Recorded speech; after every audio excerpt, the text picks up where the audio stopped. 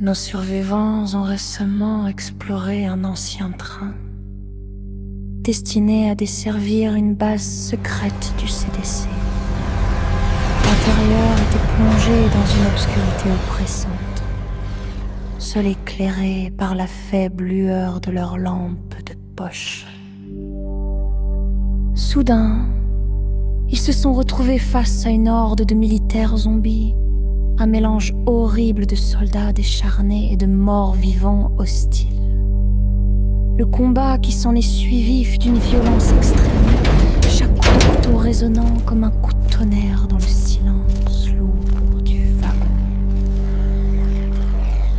Grâce à une coordination impeccable, Saiko a vite compris que pour neutraliser ces soldats, il fallait passer en dessous de leur casque, en utilisant ses poignards avec une précision chirurgicale.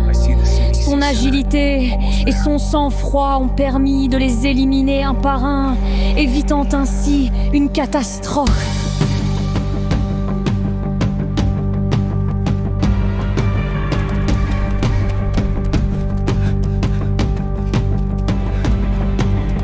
Pendant ce temps, Michael, en plein chaos, a vu ses efforts se transformer en cauchemar.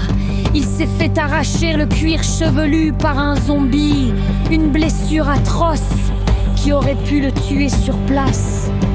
Christ, lui n'a échappé qu'à peu de choses. Après avoir été violemment propulsé contre la paroi du wagon, il est tombé dans les pommes, inconscient. Mais heureusement, ses amis ont été là pour lui prêter main forte.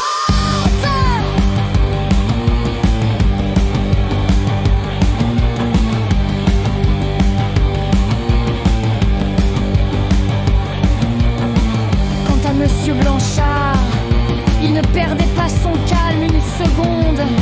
Avec un optimisme à toute épreuve, il voyait cette attaque comme une simple éphémère perturbation, assurant que quoi qu'il arrive, il trouverait une façon de s'en sortir.